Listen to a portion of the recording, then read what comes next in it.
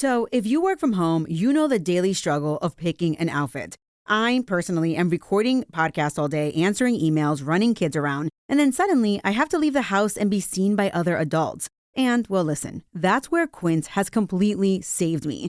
Quince is all about elevated essentials that feel effortless. These are clothing essentials that you can mix, layer, and repeat without thinking too hard. And somehow they always make me look intentional and timeless.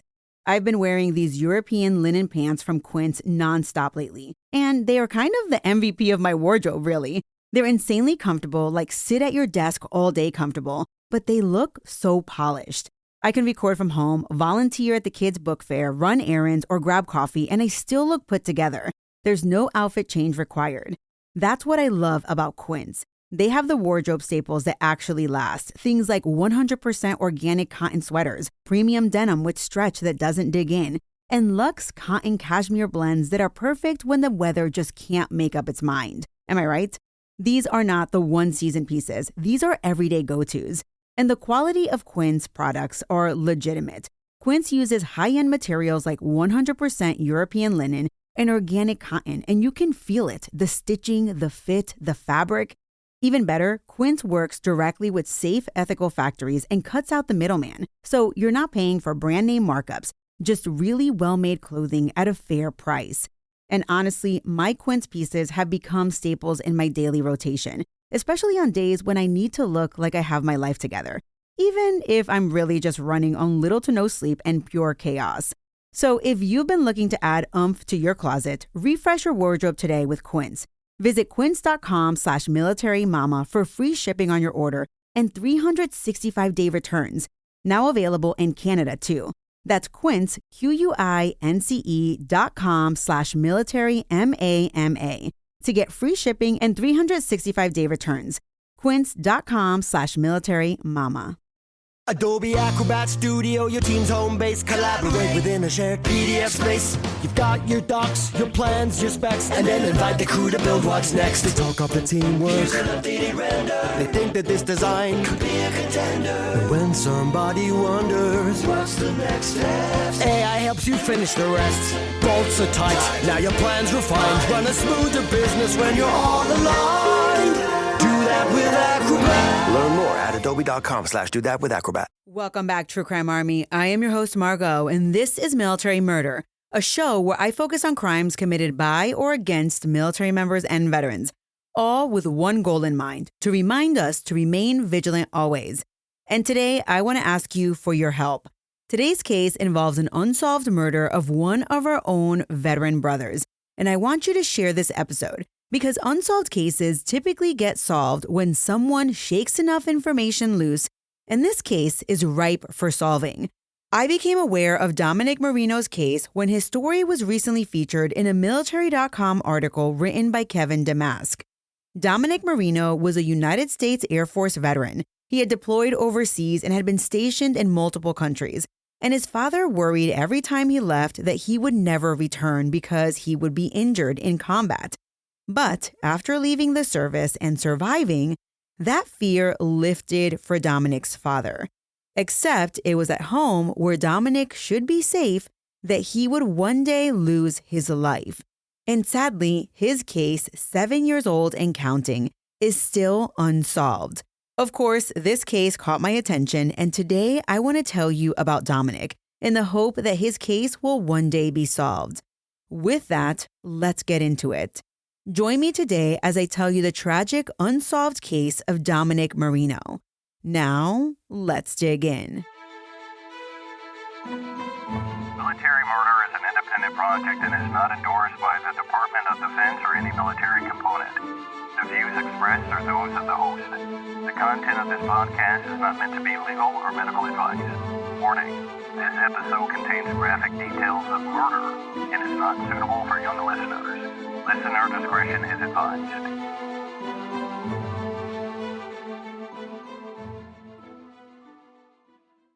Dominic Chase Marino was born on July 23, 1988. He grew up in Connecticut in a close-knit, family-centered household. From a very young age, Dominic was drawn to service and structure. And according to his family, by middle school, Dominic made it a goal to join the military. And let me be clear, this was not just a phase. When Dominic turned 18 years old, he achieved his goal when he enlisted in the United States Air Force in 2006. Dominic would go on to serve in the Air Force for several years, and he was stationed both stateside and overseas. His assignments took him across the globe, including Guam, South Korea, Kuwait, Turkey, Japan, and Germany. During his service, Dominic was repeatedly recognized for his work performance. He earned Airman of the Quarter 5 times, and he would later go on to win Airman of the Year. But Dominic's military career did not end the way that he had hoped. You see, while he was deployed, Dominic was injured by an IED blast. The injuries were serious and permanent, affecting his knee and shoulder and leaving him with chronic pain. Eventually, Dominic was medically discharged from the service. And for someone whose identity was deeply tied to the service, that transition from military service to civilian was really difficult for Dominic.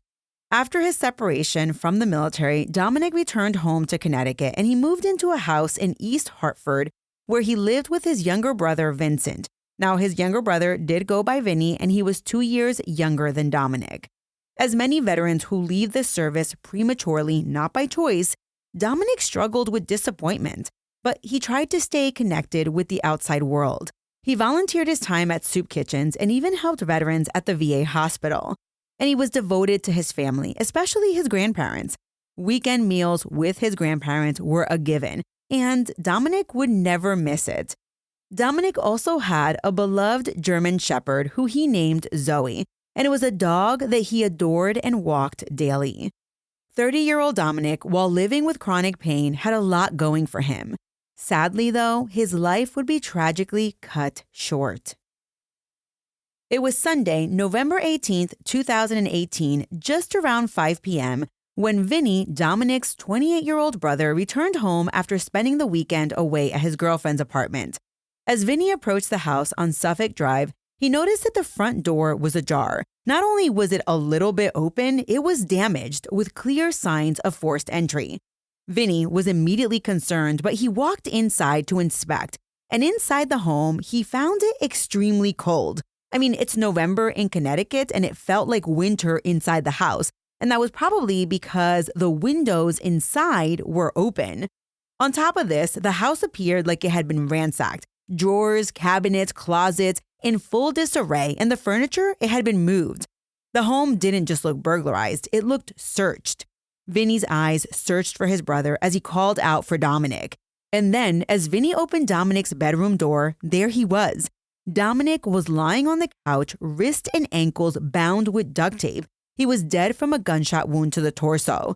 Vinny frantically tried to free his brother. He attempted CPR, but Dominic was already gone. Within minutes, Vinny made several frantic phone calls, first to a friend, then to his father, and finally to 911.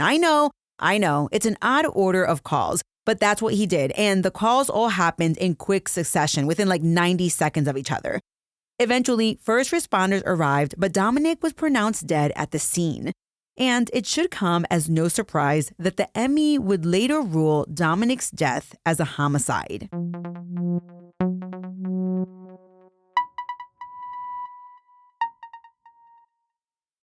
Starting a business can seem like a daunting task, unless you have a partner like Shopify. They have the tools you need to start and grow your business. From designing a website to marketing to selling and beyond, Shopify can help with everything you need. There's a reason millions of companies like Mattel, Heinz, and Allbirds continue to trust and use them. With Shopify on your side, turn your big business idea into... Sign up for your $1 per month trial at shopify.com/special offer. At the crime scene, investigators found clear signs of forced entry and a violent struggle. It was clear that Dominic had not been surprised and executed immediately. There was evidence right there that he fought back. Remember, he was duct taped, which also led investigators to believe that maybe he had been interrogated by the intruder or the intruders. Why did they think that? Because the house had been searched thoroughly. But what were they looking for? Every room showed signs of ransacking. The thing is, though, that it appeared they were looking for something very specific, because obvious valuables that they could have taken were left behind. For example, Dominic's wallet with cash was found in the house. Electronics that could have quickly been fenced were untouched. Smartphones, computers, televisions intact. And then there was the issue of Zoe, Dominic's German Shepherd. As you might know, German Shepherds are known to be protective, and Zoe was found completely unharmed and she was very calm. Neighbors reported hearing no barking or disturbance that would have caused alarm that weekend. Now, that detail is one of the most troubling aspects of this case, because it suggests either that the intruders knew how to neutralize a large dog, or it points to maybe Zoe not perceiving these people as strangers or dangerous at all. Investigators also believed that Dominic's physical strength made it unlikely that a single person could have restrained him alone. From the very beginning, police suspected multiple perpetrators. So let me talk about the early investigation. As is standard in homicide investigations, detectives began to question those closest to Dominic. And Vinny, his brother, was the closest one, right? So Vinny was questioned extensively, and he said he had an alibi. He was away the entire weekend, and guess what? When investigators looked into it, Vinny's alibi was confirmed, not just through cell phone data, but with eyewitness accounts. Ultimately, police ruled Vinny out as a participant in the killing. But the investigation uncovered concerning details about Vinny and his contacts. For example, during a search of Vinny's bedroom, detectives found a very large sum of money, cash, hidden under his mattress, like thousands of dollars. Now, was this what the intruders were looking for? And if they were going to ransack the place, wouldn't they look under the mattress? And what about the order of Vinny's initial calls? Who was that friend that he had called after finding his brother's dead body? Well, authorities learned that the so-called friend was actually someone that the brothers had a troubled history with, involving some sort of prior drug-related incident. When questioned, the friend, who was the first one that Vinny called, initially denied receiving the call at all. But once he realized it was easy to confirm calls through phone records, he admitted he received the call and said that he was just so frantic he forgot about it until his wife reminded him of it. Now, that initial denial alone seemed to raise alarms, but they kind of ruled this guy out. And maybe that's because investigators later learned that Vinny had been dealing small amounts of marijuana from the house that he shared with his brother. And not for nothing, but his neighbors noticed. Neighbors reported that they would frequently see short visits consistent with drug transactions. Or, like the neighbors were like, yeah, we see people coming in and out for short periods of time. And then the cops were able to put two and two together. And they were like, okay, cool. This is a small time marijuana dealer, right? And there was something else about Vinny that made him eventually look real guilty. You see, for whatever reason, Vinny eventually admitted to the investigators that after he discovered Dominic's body, he panicked. Not just about his brother being dead, but because he had illegal items in the house, meaning Vinny had illegal items in the house. Specifically, he had small amounts of marijuana and he had an unregistered firearm. Well, what did Vinny do? Before the police arrived that day when he called 911, he actually took those items and hid them in the backyard. The police, during their search, didn't find them. And eventually, Vinny or someone connected to him returned to the house, to like the backyard or whatever, and removed those items. Now, this screams red flag, red flag, red flag, red flag, right? Well, Vinny's father eventually discovered the gun and turned it in for testing. And guess what? Testing revealed that the gun was not the murder weapon. But by that point, the damage was done and Vinny was looking more and more sus. And with this new information, the investigators believed that the house had actually been targeted, but that the intruders weren't there for Dominic. They were likely there for Vinny or because of Vinny's illegal extracurricular activities. Maybe they knew Vinny was going to be away that weekend and they were surprised to find Dominic in the house. And this theory, it seemed to reframe the entire case. Detectives did come to believe that whoever entered the Marino home may have been looking for drugs or money connected to Vinny, and that Dominic was an unintended victim. People familiar with Vinny expressed surprise. They were kind of like, yeah, we're surprised that Dominic was the one killed and not Vinny. Police have stated publicly that they believe Vinny holds information that could help solve this case, not because he planned or because he wanted his brother dead, but because his association may point directly to the perpetrators. Vinny, however, has denied knowing who killed Dominic. And Dominic's father, Mark, he tends to believe his son, Vinny. But maybe that's because Mark is a grieving father. He's already lost one son, and he doesn't want to believe that his other son wouldn't give up pertinent information. Because listen to this, and this is why I say that. In the weeks following the murder, or the days following the murder, actually, Dominic's father made multiple visits back to the house, and what he found deeply unsettled him. You all may know that initially, after a crime is committed, the police will close off the crime scene. But once they are done gathering their evidence, that property or that crime scene is then returned to its rightful owner. Well, after the Marino brothers' home was released as a crime scene, Dominic's father returned to the house and he found a mattress had been cut open, as if someone returned after the police to search for hidden items. And that's not all. Later, more property from the Marino brothers' house appeared to go missing, like a television and a card collection that Dominic had. But who stole it? Mark Marino, the father, believes that the perpetrators returned to the house after the murder to continue their search. Now, Mark did report this to the police, but investigators, did search and they did not formally connect any of these incidents to the homicide. And that disconnect with the investigators does remain a source of frustration for the Marino family.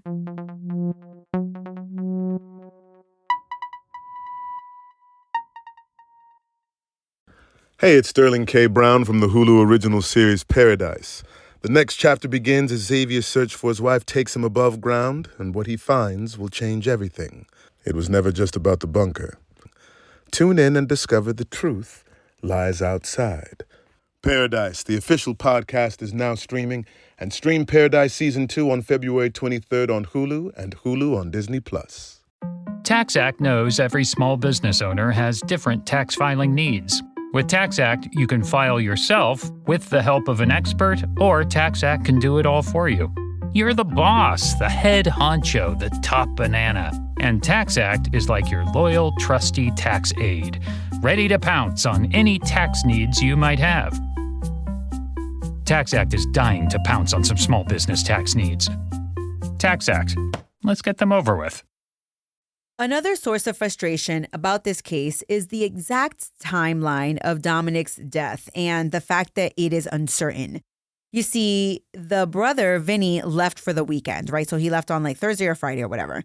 A neighbor believed that they saw Dominic alive on Saturday afternoon around 2 p.m. But Dominic's father believes that Dominic might have been attacked earlier, either that Saturday or even as early as the Friday before, because he says that Dominic failed to show up to a Saturday breakfast that was planned with his grandparents. And being a no-show or a no-call is not something that Dominic's family says that he would do. And, they're thinking Dominic was probably killed before Saturday morning and even as early as Friday afternoon or Friday night, right? Now, this time frame is crucial. Now, investigators say that they have a neighbor who says they last saw Dominic on Saturday at 2 p.m. So investigators used that time to request a digital geofence warrant, but that warrant yielded 0 suspect devices. Dominic's father, however, believes that if authorities expand the time frame even into Friday night, they might find helpful information. But investigators say that they can only request a new warrant with new justification, and they just don't have that yet. Now, for those of you wondering, a geofence warrant is a search warrant requesting a list of devices located within a specific geographic area during a specific time frame. That request of devices results in an information dump, and then the authorities, they have to sift through the devices to see if there is any that appear suspicious. It's definitely a tedious job, but it has proved successful in other investigations. So, where does the case stand today? You do need to know that they were able to lift DNA from the duct tape used to bind Dominic. It does appear to be a mixed profile, possibly from multiple individuals. And you're probably wondering, was it a match for Vinny? And it was not. But without a suspect to compare that DNA against, the DNA alone cannot help solve this case. So maybe a reward would help. Dominic was murdered in 2018, and in 2019, the state of Connecticut authorized a $50,000 reward for information leading to an arrest and conviction. Still, even with a $50,000 reward, it has not been sufficient to shake out any meaningful leads. Since his murder, Dominic's case has since been featured in cold case awareness efforts, including prison playing cards, and his unsolved case has been the subject of an episode on Ashley Flowers' podcast, The Deck. Now, you may never have heard of prison playing cards, but they are a tool used by law enforcement to generate new leads. These are cards specifically provided to inmates in state and federal prison, and each playing card highlights an unsolved case or missing person.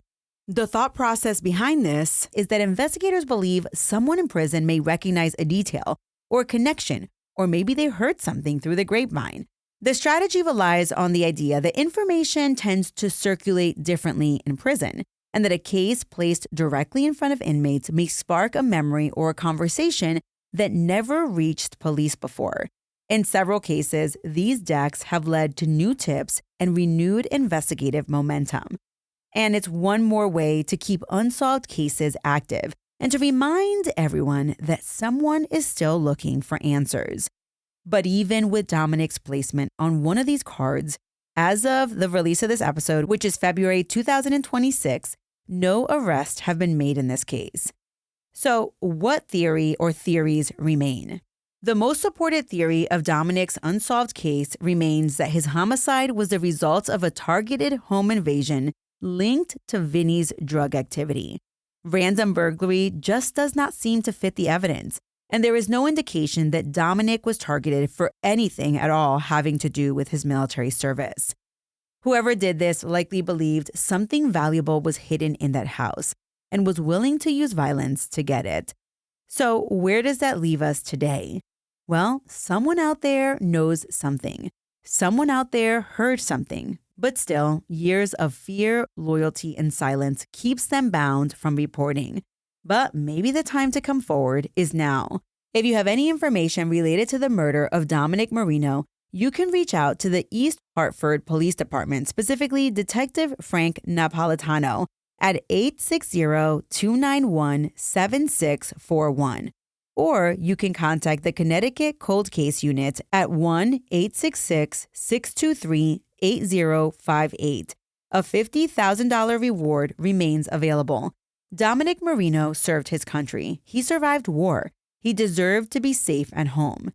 If you know something, now is the time to come forward.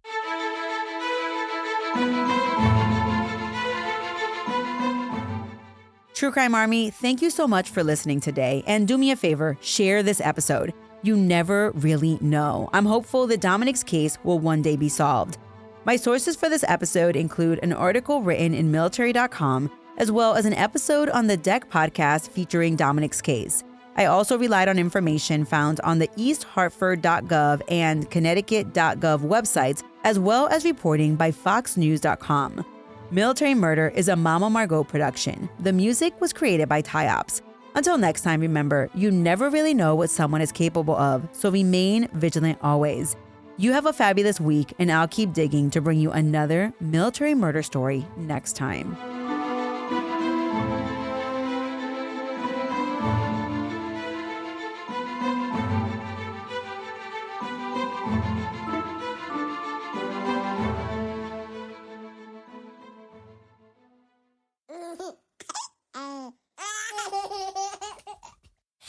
Mama's working on her podcast. I don't want to.